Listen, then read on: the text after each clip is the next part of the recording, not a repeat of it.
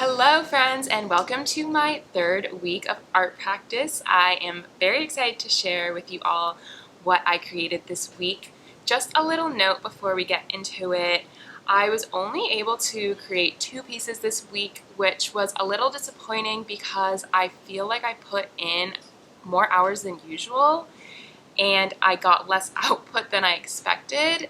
So every day I was practicing at least one, some days even 2 hours, and I only created 2 pieces. And that was just a little disappointing, but I just am trying to remember that the most important thing is about building that consistent daily practice, and I'm trying not to focus as much on the numbers and the output. I just wanted to remind people out there, if you're feeling similar, it's good to have goals and numbers to work towards, but it's not the most important thing at the end of the day. The most important thing is that you are practicing consistently and that you're enjoying your practice and enjoying the art that you're making, which I definitely am. I really enjoyed everything that I made this week, and I can't wait to share it with you all. So I decided to do an eye and values study this week because I haven't been working as much on portraiture, and I really want to learn how to paint portraits. So the reason I decided to do this in one color and not do it in, real life skin tone is because I wanted to work on my values, so being able to differentiate between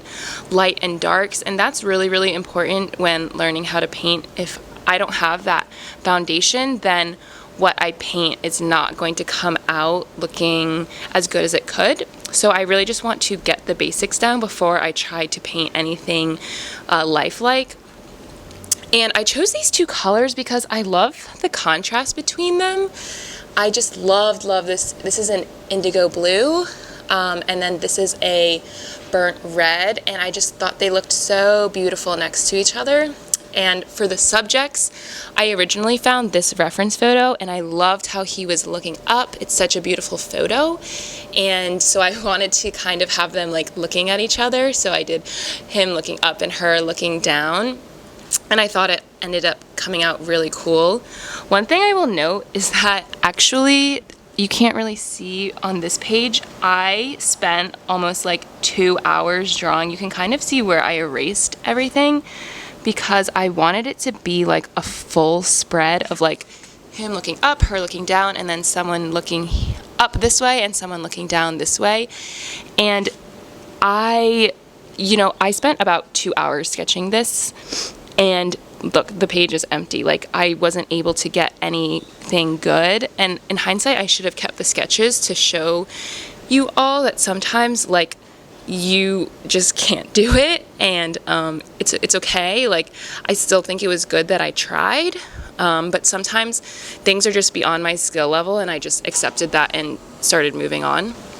Anyway, back to the actual spread. I will say that even though I've been taking my Udemy class and I have been working on the basics of watercolor, when I started to try and paint a complex subject like a face, I was honestly having such a difficult time. Like, I didn't really know where to start. It was really tough for me. And I do like how it ended up coming out, but there's still, when I was painting this, I could tell a lot of room for improvement. Here, I wrote some notes for myself. So this one is talking about this down here. I like how this turned out, but I can improve on identifying values. This came out too dark, and I need to take a step back and make sure I'm keeping enough 2 values and making sure it doesn't become overworked. It's kind of hard to tell on the camera, but like, there isn't that much contrast between the light values. Like here, I mean, there's some on the nose, but like on the face, with watercolor, it's really easy to overwork the paper because, if you just put on 1 or 2 extra coats, like, it ends up becoming too dark, because with watercolor you really build up in value instead of adding white. You kind of have to paint around the white, so you have to really just be aware of how dark your painting is getting, and I did not do a good job of this. I know that going forward, I just need to slow it down a little bit, take a step back, and make sure I'm keeping enough 2 values. And 2 is like on the value scale, 1 is the lightest, 2 is like the second lightest, because it's really easy to go dark and build up color. It's much more difficult to take away color in watercolor, so I just need to keep that in mind, and it's something that I have learned. And then I wrote another note here. I love to do eye studies because they're so beautiful, but I found this to be quite challenging. And then this one up here, I was really struggling with the nose a lot. And again, with the keeping like the light values, I was a little bit more aware. So you can tell this study is has more light values than this study, because I did this one second. And I had learned from that one how easy it is to darken the paper. And so I just made a little note here. I think this came out a little washy, so I should work on natural blending. Let me try to get a close-up. So you can see I was struggling a lot with the blending on the face. You know, here there's just like really distinct lines between where the face should be going from darker to lighter, so I want to work on having a more smooth transition. But overall, I really like how the spread came out. I think it looks really good. And then on the left-hand side, I just did a little bit of value study, so going from strong, which is like darkest, to medium to weak. And then I did it for the burnt red as well. And again, look at this contrast. This is just so beautiful, in my opinion.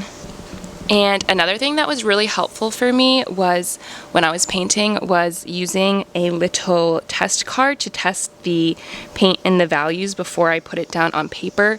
And you know, this takes like a couple extra seconds every time you paint, but it's really, really helpful to make sure that you're getting the right values. So I would definitely recommend, if anyone is watercoloring, using a little test paper before you're putting the paint down on your actual paper. And then this is the piece that I did from my Udemy class. So obviously not as interesting of a subject in my opinion, but this, even though the subject is so simple, it was really, really helpful in learning to do something basic like this.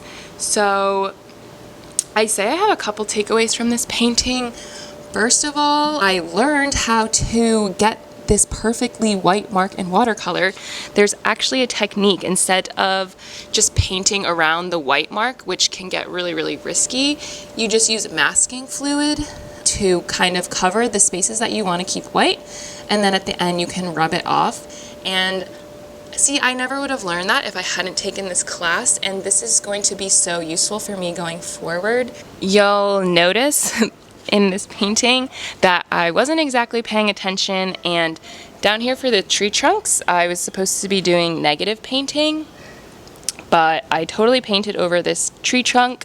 So negative painting is when you paint around the object and leave the coat underneath to be the paint. So you can leave this white, but in here I did a base layer of like green to orange and then painted over with this darker purple. I totally forgot to leave this one blank, and just a good reminder to make sure you're paying attention and just taking it slow when painting.